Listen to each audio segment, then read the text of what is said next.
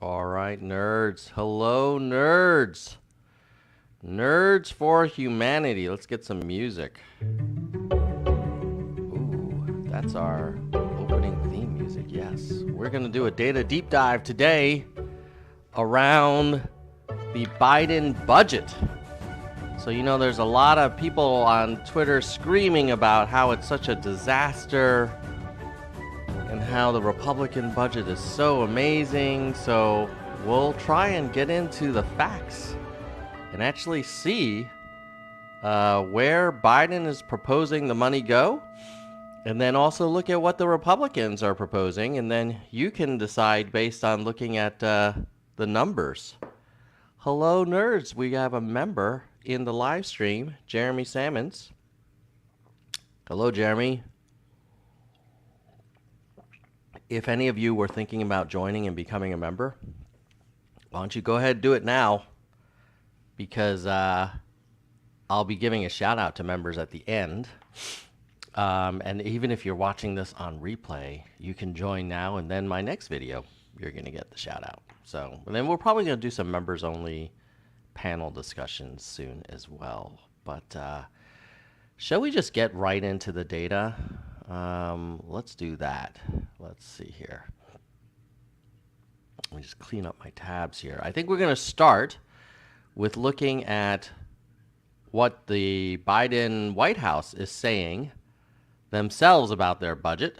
So this is released on March 9th of 2023. And the source is the whitehouse.gov site. And let's see what they say. Okay, invest in America, lower costs, cut taxes, protect, strengthening Medicare and Social Security. So that's their headline. Oops, that's their headline here. Grow the economy. Economy has added 12 million jobs, more jobs in 2 years than any president has created in a 4-year term. If the previous president were in office, we'd be hearing about this pretty much every day on Twitter, including 800,000 new manufacturing jobs, unemployment rate lowest in 54 years. This is one of those things where that Biden administration is pretty modest about reminding us of how far the economy has come. I think they understand that people will be pretty pissed given the inflation and some of the uncertainty about the future. But, the unemployment rate is definitely, the previous guy used to talk about the unemployment rate all the time. And the Biden unemployment rate is lower than the Trump unemployment rate. And the Biden job growth rate is higher than the Trump job growth rate. Past 2 years were the best 2 years for new small business applications ever in the history of recording it. Then with some bills, they've cut prescription drug costs, health insurance premiums, energy bills, driving uninsured rate to record lows, infrastructure. Okay. But where's the money going? That's the point of this live stream. But no, kudos to Team Biden for achieving all these things. And I'm sure we'll hear a lot about that when he runs, as part of the campaign.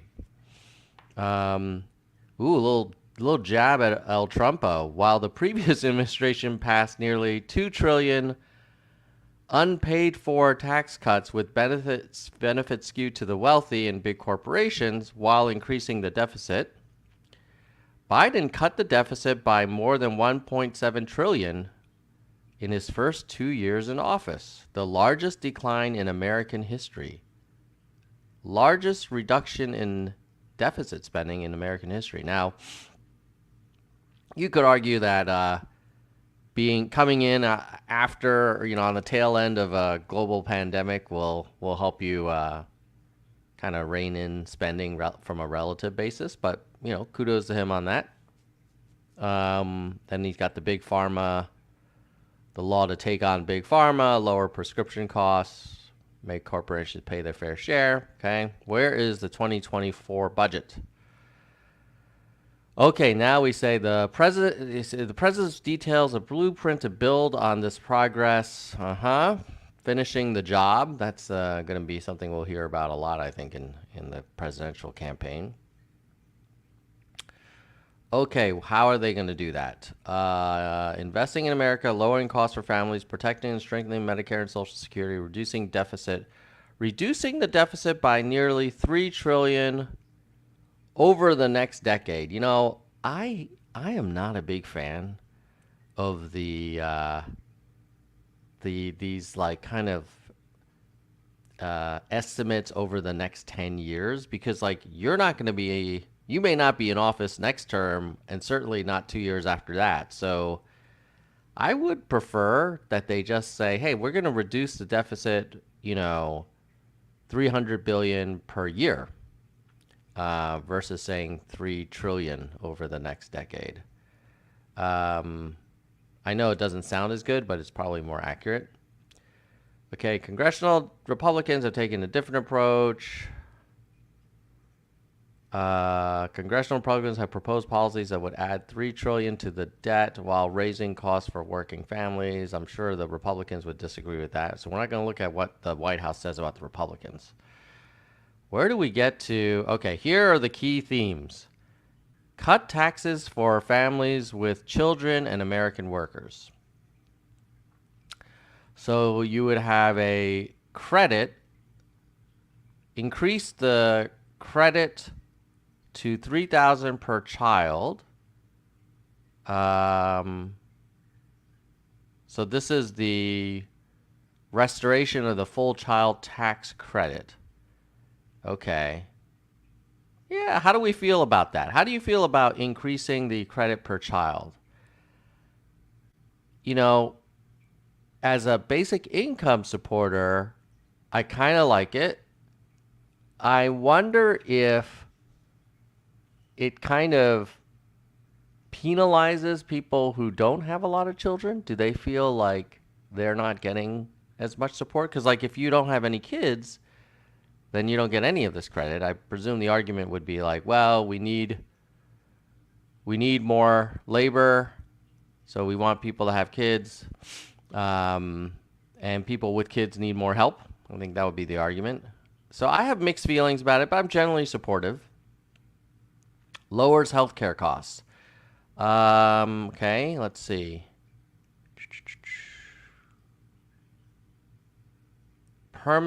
Making permanent the average 800 per year premium cuts through the expanded premium tax credits.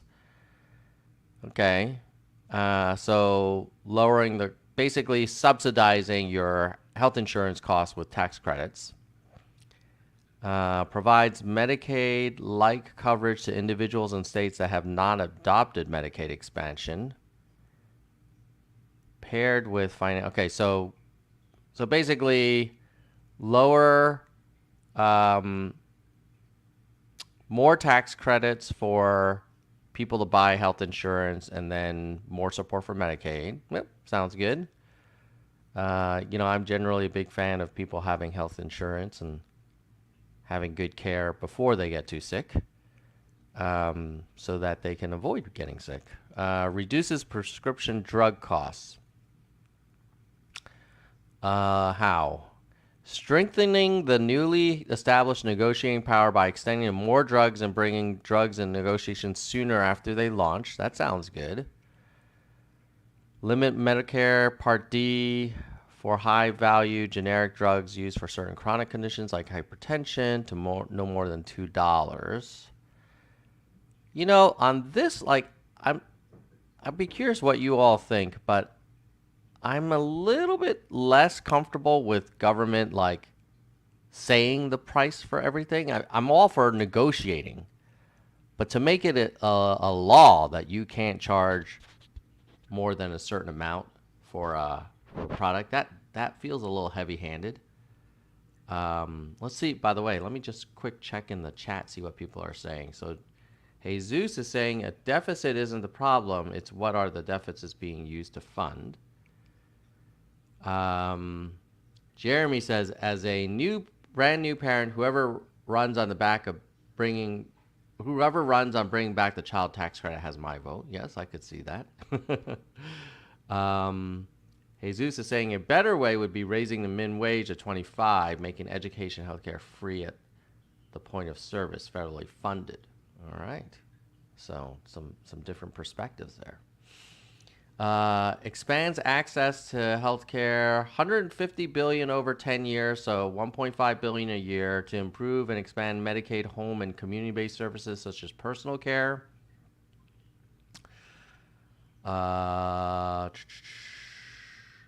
Community health centers and 966 million to expand National Health Service Corps. To increase the healthcare workforce. Provides loan repayment and scholarships to health professionals in exchange for practicing in underserved areas. Yeah, that's pretty good. 350 million expand pro. Yeah, so I think that all sounds reasonable. Expands access to affordable, high-quality early child care. I am going to want to, I hope they're going to talk about how all of these increased investments align with how much revenue is being brought in and how they're going to basically find the money to do this. I'm hoping it's not increasing the annual deficit and contributing, a lot more to the debt. But so far, all these sound very reasonable to me. I'm curious what you think. Let's see. Affordable high care early childhood, early child care and learning. Increased child care options for young children.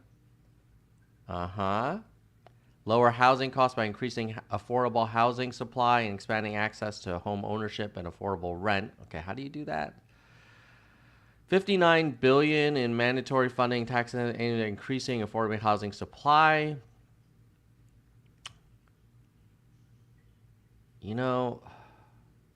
Okay, this is where you start getting into what would happen if you just had more cash in the pockets of everybody versus, and then letting the market kind of increase supply. So you're definitely hearing the libertarian in me, but all of these programs, they're done with the best intentions, but it's like, okay, well, how do I feel about the federal government kind of getting so involved in supply and demand of resources? Like mixed. But let's see, 10 billion mandatory funding for first generation down payment assistance. Yeah. Would you prefer this or more money for UBI? I think I would go for UBI. Housing choice voucher program. That's kind of like it sounds like kind of like UBI, but you can only apply it to housing. And then discretionary Pell Grant by $500. So this is now higher education. Mandatory funding for 2 years for subsidized tuitions earning less than $125K at HBCUs, TCCUs, and MSIs. So, on the college stuff, I'm curious what you all think watching this. That's the one thing that I was not a huge fan of, the forgiving all the student debt. And part of it was like, well, how is that fair to the people that didn't go to college? What if they went into debt to start a small business, or they went to a trade school or vocational school? Is there aren't we, by forgiving college debt, we're not really forcing higher education institutions to lower their costs. We're basically saying you can continue charging more and more per year. And in this case, the Biden administration tried to just basically have all of that debt erased and covered. Um, that just seems problematic. But I'm curious. Let me know in the chat or comments what you think about the debt forgiveness for the college stuff that Biden was trying to do, and I think it's now held up in the courts. Lower energy and water costs, $4 billion for low home and energy. This is another one where it's like you're giving money, but only for certain things that you decide, versus just letting people spend money how they want by giving them kind of direct cash support. Same thing probably for the low income household water assistance program. Then you have food security, 15 billion community eligibility program, free school meals. Okay, yeah, I think the free school meals is a good thing. Because the kids, you can't give them cash, and it's probably more efficient to provide the food in the school than to have, every family pack a individual lunch bag. Jeremy says 70% of Americans don't have a degree. Yeah, so the whole loan forgiveness thing, I don't know. It feels like you're really. It's problematic for two reasons. One, it only benefits the people that went to a higher education institution. Ooh, Yoda Fanny has a. Is that a sticker? A $9.99 sticker, Yoda Fanny. Let me get you the cowbell, Yoda Fanny. We haven't had a sticker or super chat. Oh God, I don't remember when was the last time. So we're gonna pull out all the stops and bring you the Swiss cowbell. Yoda Fanny. Thank you, Yoda Fanny. So yeah, the problem with the college loan forgiveness is that most people didn't go to college, and then secondly, and so you're not helping the people who didn't. And then the second thing is that college is so expensive. By just forgiving the loans without either providing incentives for colleges to control their costs more, it's kind of like, oh, this restaurant is too expensive, so we're gonna like cover your costs as a patron, and you don't have to pay your credit card for the restaurant. But it's like, well, then the restaurant's gonna keep raising their costs every year. It's not really addressing the root cause. Not to mention, like, maybe people should reassess the ROI of going to college, or at least the traditional higher education kind of routes, and be more open, like kind of consider other options that may cost less, take less time, and frankly help them get better jobs in the future. But that's let me know in the comments if you're like super in support of forgiving all college loans. Okay, protecting and strengthening Medicare and Social Security. Okay, this is a big topic. The president will reject any efforts to cut Medicare benefits that seniors and people have earned and paid into their entire working lives. It's an ironclad commitment. Okay, so on this one, I kind of get it why he's saying this. You certainly don't want to. It's a bit of a third rail if you're running for office. On the other hand, if you look at the history of Medicare and Social Security, they were designed when people didn't live very long after retirement. And, we're going to be entering a world, so they retired 65, like people may not have lived more than 5 or 10 years after they retired when these programs were commenced. And now, the good news is people are living to like 100. And so if you're going to say like, oh no, like this is like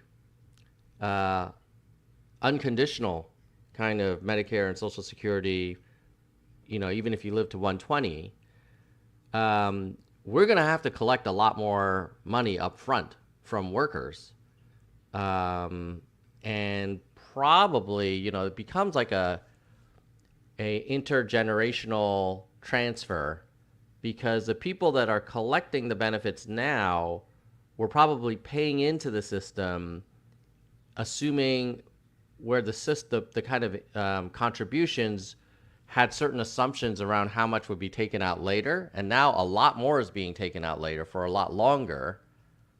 So you can't go back in time. So you're going to have to raise it from the subsequent generations. So obviously, based on that ham-handed description, uh, this is a complicated topic, and you'd immediately be labeled as like, oh, that person's trying to, you know, push grandma over a cliff.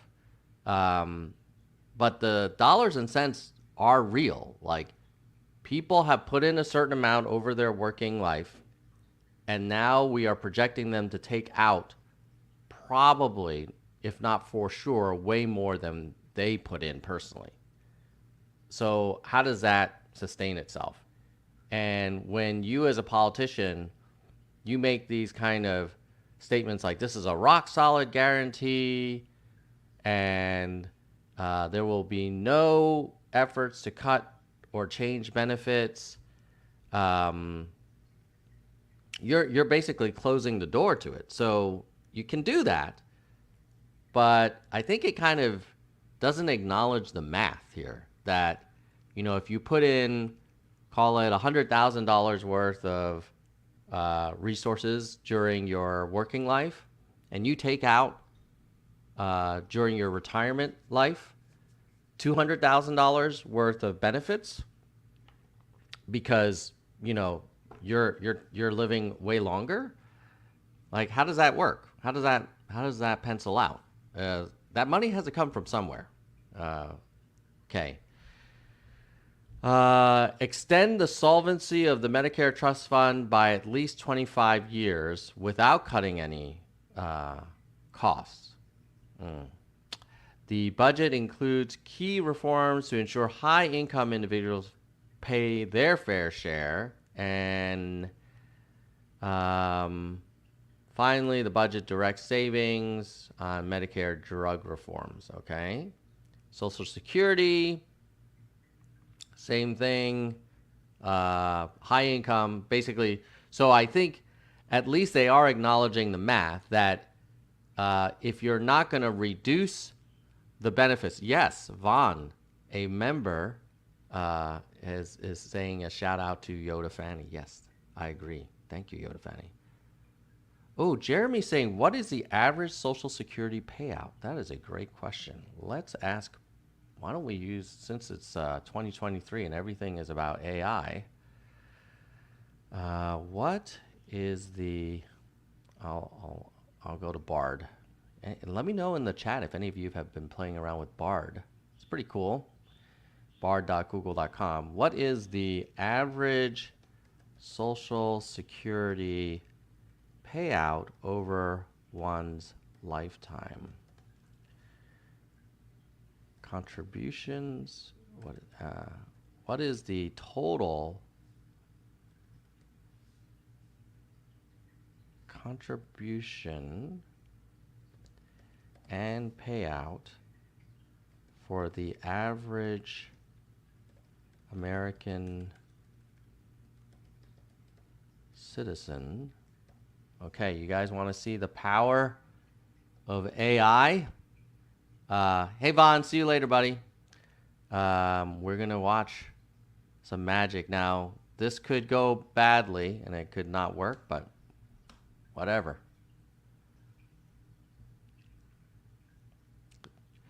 The average American citizen pays $120K in Social Security over the lifetime. Well, interesting. They receive $40K in Social Security benefits. What? That doesn't sound right. I'm gonna check. I'm gonna Google it. Okay.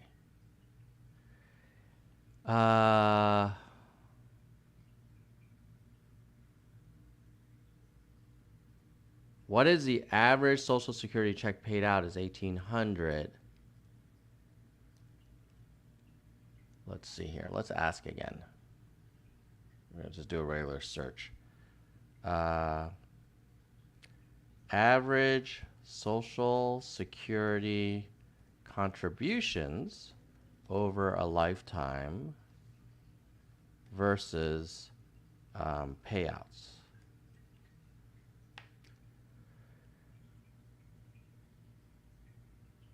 Yeah, that sounds more aligned with what I've seen before. I don't know if this source is. We'd have to. What is this? Freefacts.org. Who the hell is this? Let's see.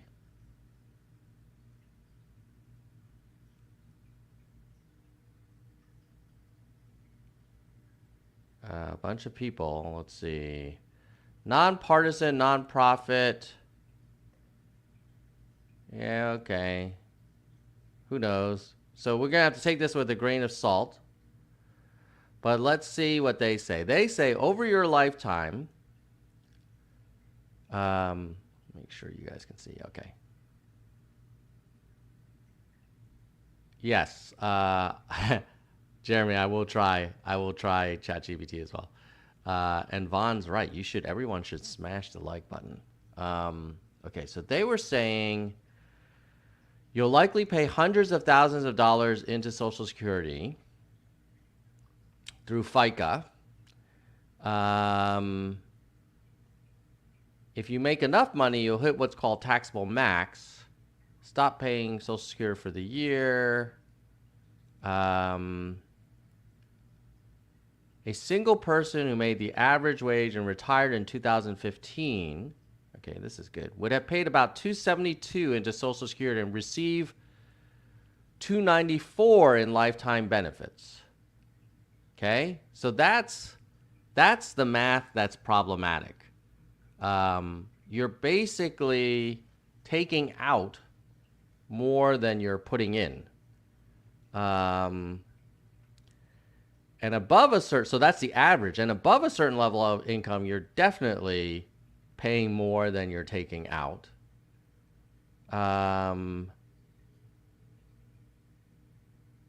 So, yeah. And then let's see the same for Medicare. How much does the average American contribute to Medicare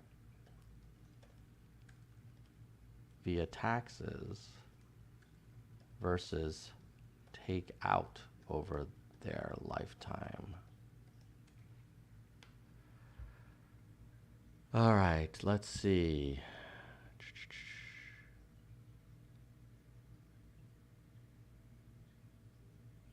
Okay, let's take a look at this. Motley Fool says here on Motley Fool that the average worker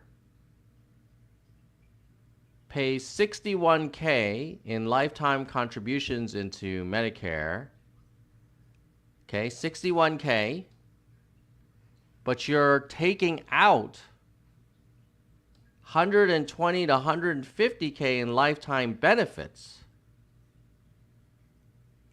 Oh, they're receiving $119, $146K more in lifetime benefits than they paid into the platform. And that will go in 2030 to $221K more in benefits than they paid into Medicare. See, this is the problem. Like this whole argument that, hey, you can't make any changes to Medicare because people put in all the money. It's like, well, they put in money, but they're taking out more. So this is a problem. And either we say, let's keep the benefits, let's not change them, but then we're just going to need to be honest. Like, we're going to have to get the money from somewhere else. That's all I'm saying. I'm not saying that you should cut it, but I'm saying if you're not going to cut it, then you got to pay for it somewhere else. And let's just be honest that this whole notion that, oh, every single dollar people take out of Medicare and Social Security is money that they personally put in while they were working is not entirely true. You actually, because people live so long, they're taking out way more than they were taxed because, during their working life, maybe the policymakers probably didn't want to increase the taxes, and maybe didn't anticipate that people would be taking out so much. Anyway, so that's a little bit of a. Now, Jeremy was saying, hey, you want to do a quick. So we did the Bard one, which I think it was wrong. So this is the Bard answer, saying that you actually take out less than you put in, that's bull. Okay, so sorry, gonna have to bad response this one. Not factually correct. So let's see if ChatGPT, chat.openai.com. Let's see here. New chat. Okay, hold on. We'll put in the exact same question.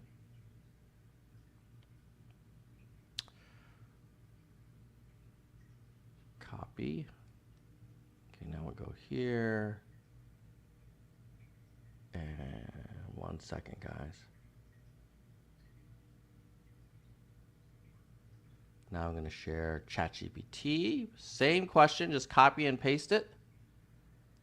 And we'll see if ChatGPT gives me a more superior answer. Okay. Says here that the average American who earns a median income retires can pay around $350 into Social Security, and then they take out $465.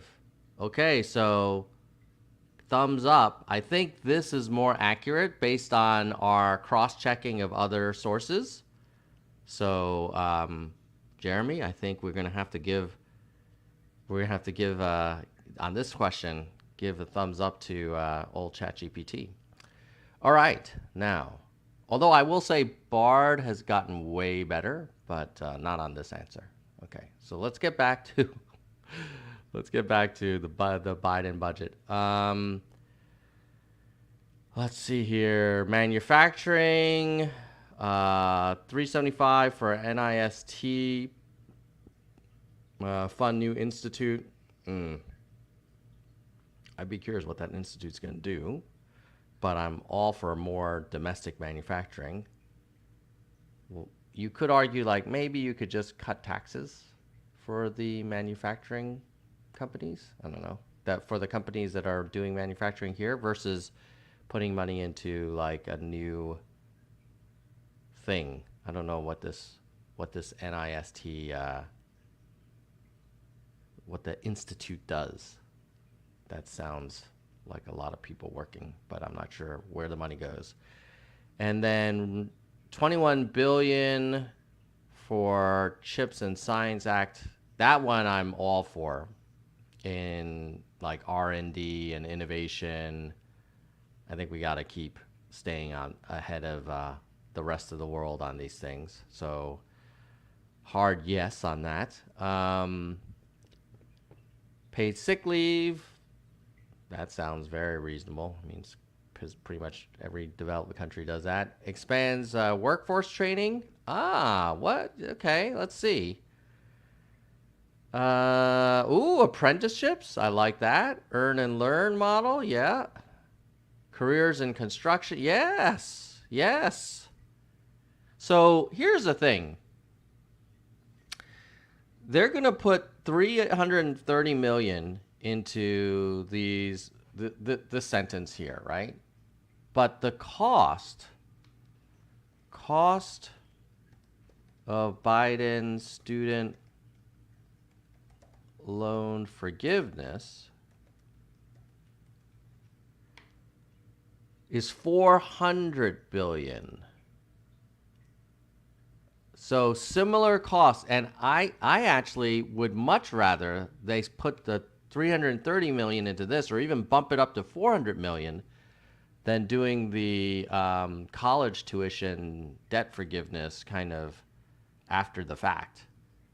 And then you got 200 million for sectoral employees career training and 100 million for community colleges. This is great. Yes. So I think this paragraph is very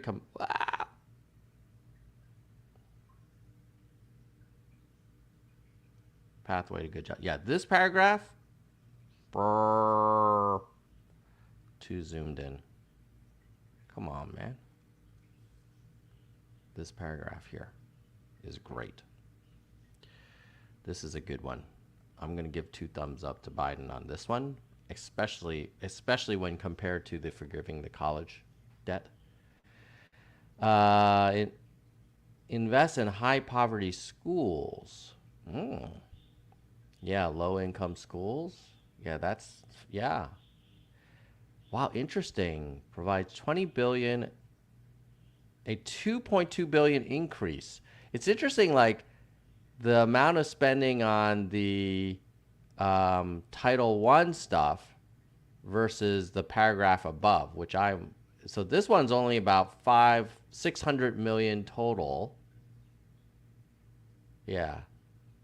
Oh, guys, I was surprised that they were similar. So they're talking about 335 million for these like apprenticeship, 200 million for career training, 100 million for community colleges, million. But the cost, according to NPR, is 400 billion, not million.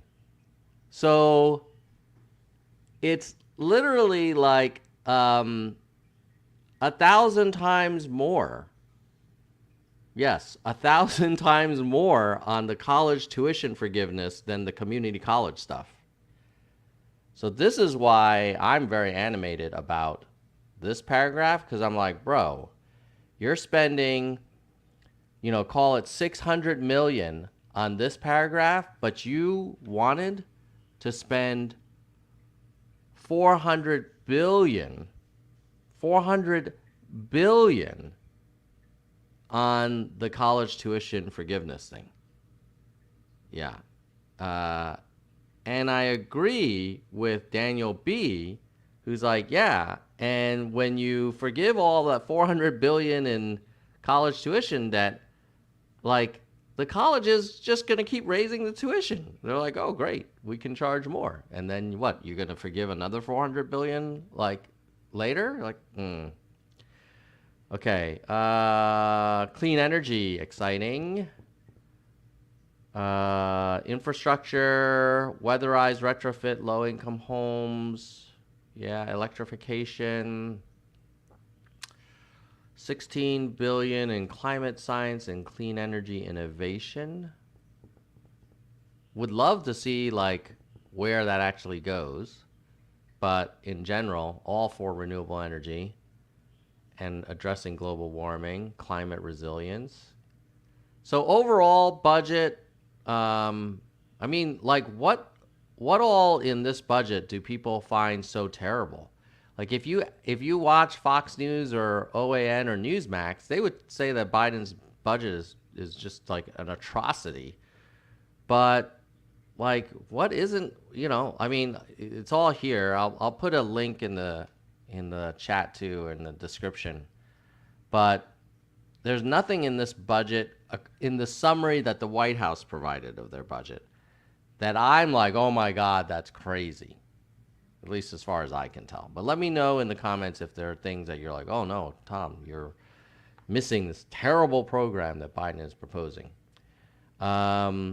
Here is a third-party analysis by the Tax Foundation.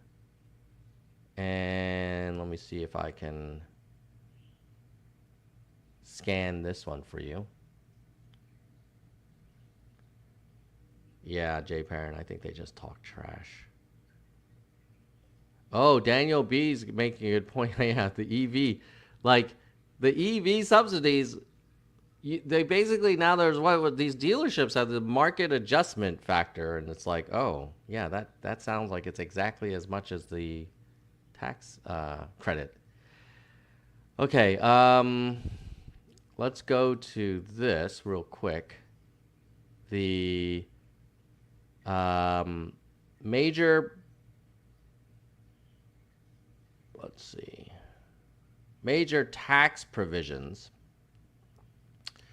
So the corporate income tax goes from 21 to 28. The stock buyback tax goes from 1 to 4%. Permanent Make permanent the excess business loss limitation for pass-through businesses.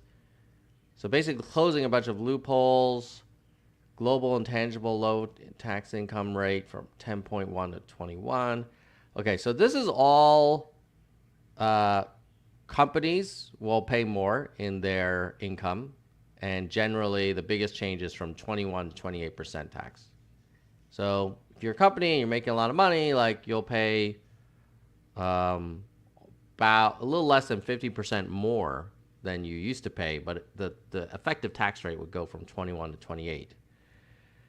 And then let's see, the top individual tax income rate goes to 39%, and long-term gains will be at the ordinary income tax rates if you make over $1 million. Limit retirement account contributions. So IRA balances. So this is basically all around if you're making good money, you're going to pay more in income tax. And the top rate would be 39.6. So that's a serious change, and you know, that's gonna people will feel it if they're in that tax bracket. Let's see the effects. So they modeled the effects. The change by raising the top tax rate on individual income, what will the change in economic growth be? Like less than 0.5%. The tax of unrealized capital gains, very small effect on GDP.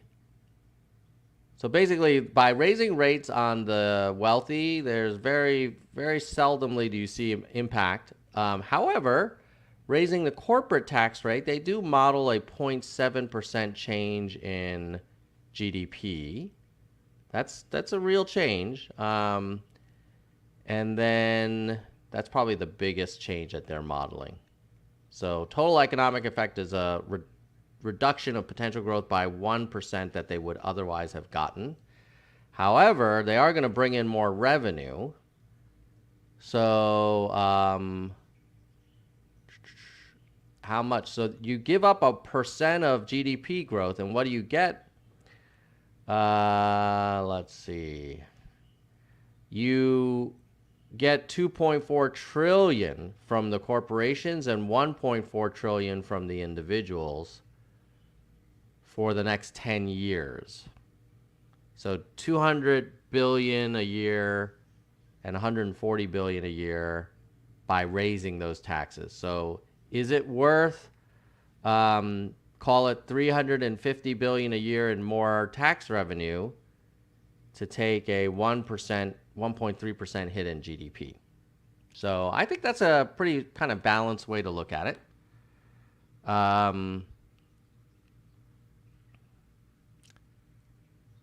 How do you tax unrealized gains? Yeah, I would imagine, Jeremy, that if you have an asset that has gained a lot of value, but you choose not to sell it, you may still need to pay a tax on it.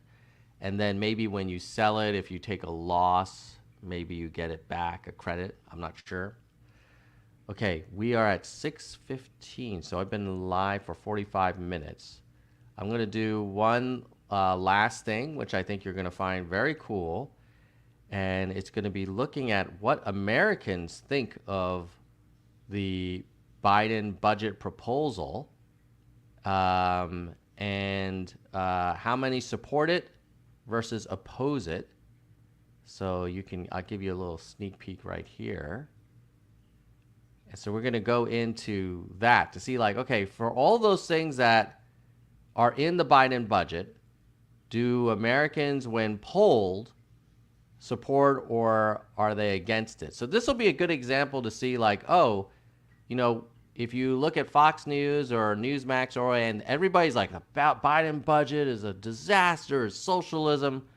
So we're going to look at each item and see, well, what do Americans actually think when you tell them a little bit more about what's in the budget versus just saying, like, oh, it's Marxism. But before we do that, I need to thank the people who make this channel possible and keep it alive.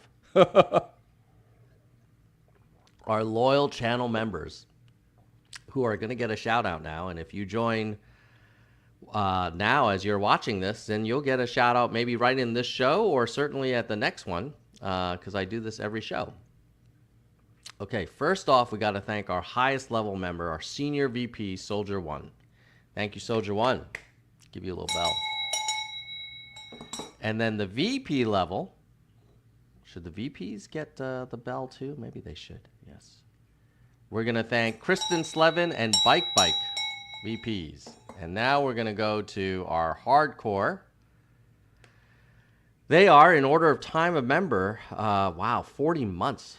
Gene Lim, man. David, wow. DK, Jekalego, Kirsch, Mr. History, Mona, Vaughn, Yang, Robert, Dean, Galessa, Jay Perrin, who's in the chat. It's over 2 years as a supporter. AH, Dana, Jason, Daniel, and Mickey. And thanks to StreamYard for helping with some of the streaming costs. And we've got Verified Nerds, Lisa, Albert, Brandon, Sophia, Doris, Emerald, Ben, James, Ira, Elizabeth, Shoni, Dr. Jameson, William, Karen, Zemery, Mai, Brittany, Wana, Kevin, Nell, T, Jeremy, David, Nicholas, Mike, Aurora, Zig, Ann Carter, Roberto, and Caleb. And that's only $1.99 a month to be a verified member. So if you're finding this useful and you want to see more of it, hook a nerd up. Who are our oldest members overall? Lisa, Jean, Kristen, Albert, Brandon, and David are 40 months old.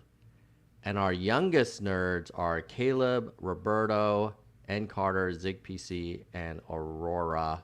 We'll go all to the 8 months people. Mickey, Mike, and David, and Nicholas. So we haven't had a new member join in a few months, so if you've been thinking about it, now's a great time. All right, let's get on with it and go on to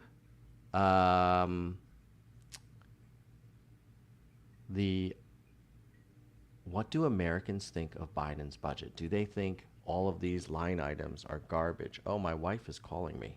Hold on a second. Yes, Wendy? Uh-huh. What time do you want to leave? Okay. Okay. Okay, fine. Bye.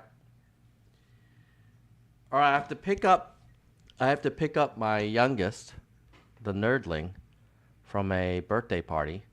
So, but I promised you we would have a little more data. So Mrs. Nerd says that I can have a few more minutes to go into this chart. So thank you, Mrs. Nerd. All right. So we're going to go from what they support the most in Biden's budget to what they support the least.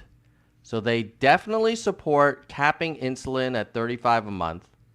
Personally, I'm all in favor of negotiating with the insulin providers, like using Medicare and Medicaid, and maybe providing cash subsidies to individuals that they can use towards healthcare or whatever they want. But the government saying like this product can only be this price, I think there might be some unintended consequences. But Americans are totally for it, 77%. They are also in favor of reducing the federal deficit by $300 billion a year. They are in favor, and that's mostly Biden's, I think, going to do that mainly through the tax increases, which we just talked about. It's interesting how they word it, like reduce federal deficit by 3 trillion over 10 years. They don't say raise taxes on the rich by 3 trillion over 10 years. Like I would rather they just say that. But whatever. Limit Medicare beneficiaries out of pocket costs, definitely in favor. Keep Medicare solvent. Yeah, they're in favor of that. They also in favor of more free school meals. 2 out of 3 are in favor of it. Paid family leave, 2 out of 3, and then health insurance subsidies, definitely, and then 25% min tax on the wealthiest Americans. They're for it. Early childhood, climate money, maternal health, climate change. Okay, so that's all 60% or higher. Let's go in the other direction. What are Americans most opposed to in the budget? And let's see, put it in the chat. Let me know what you think, and we'll see how accurate you were. And whoever's most accurate will get a extra shout out. What do you think?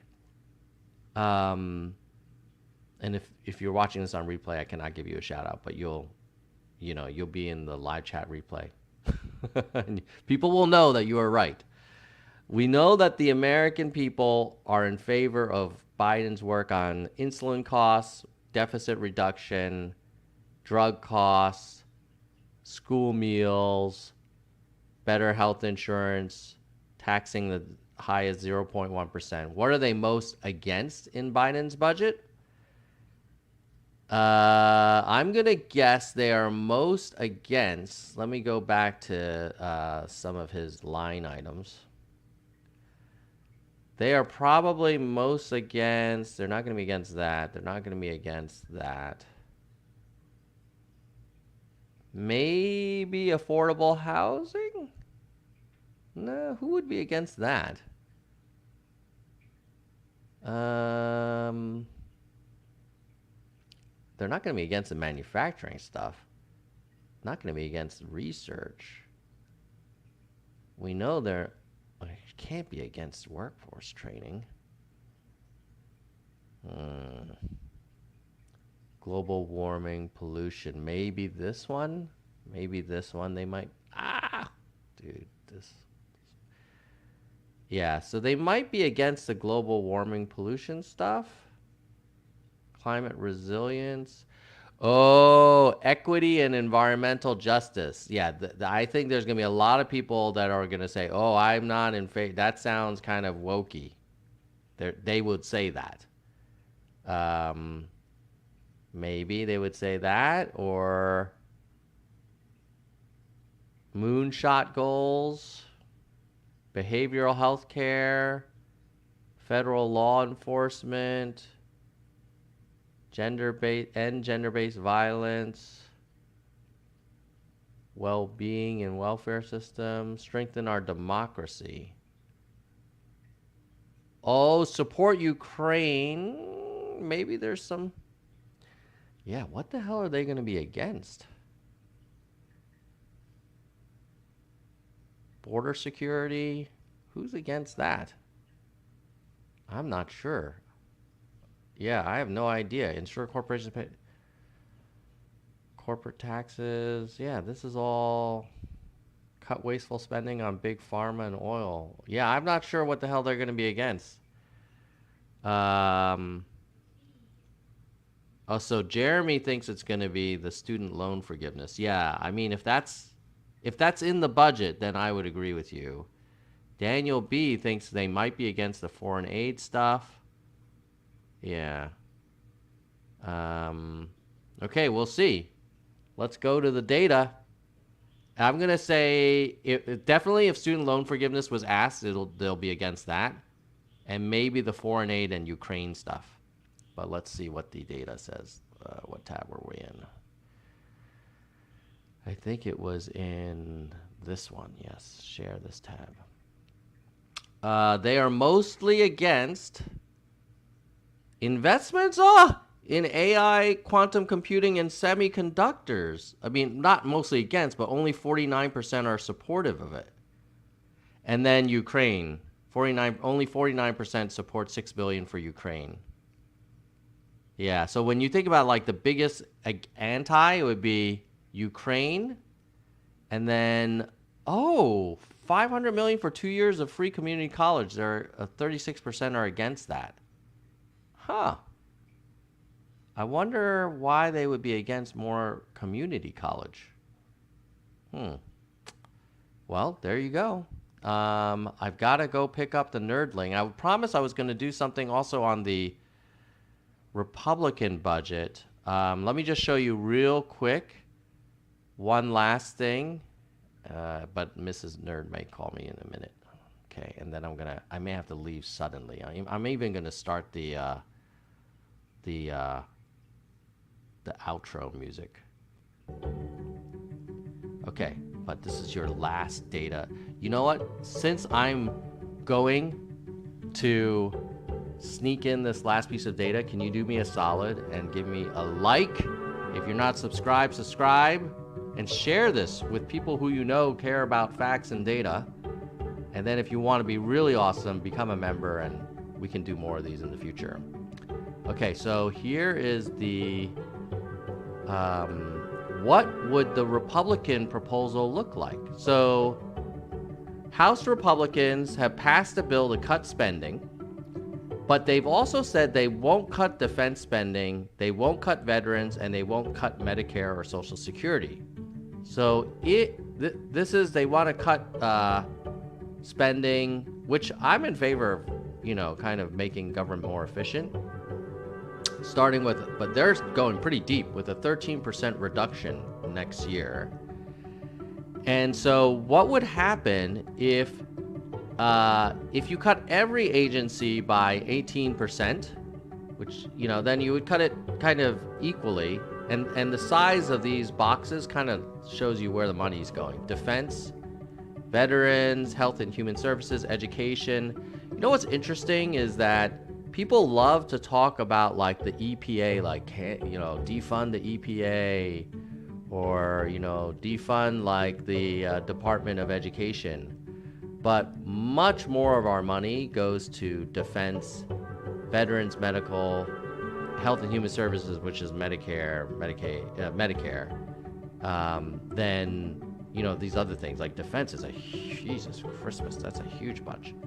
So, however, since the Republicans say, look, we're not going to touch defense, then where would you have to cut? You'd have to cut HHS by half, Department of Education by half, HUD by half, Justice Department by half, transportation by half, agriculture. Like, you're basically killing the rest of the government because you don't want to talk about defense spending or medical spending. So if you are talking with your kind of MAGA friends, and they're like, oh yeah, we're gonna cut spending, but we're not gonna touch Social Security, and we're not gonna touch defense, and we're not going to touch veterans, then you're basically cutting the rest of the government by enormous amounts in a short amount of time. But let me know in the comments if you think this is too extreme, or if you think what the Republicans are proposing is tough medicine. Seems kind of hardcore to me, but I've got to jump, folks. Got to pick up the Nerdling. Thanks again for joining me.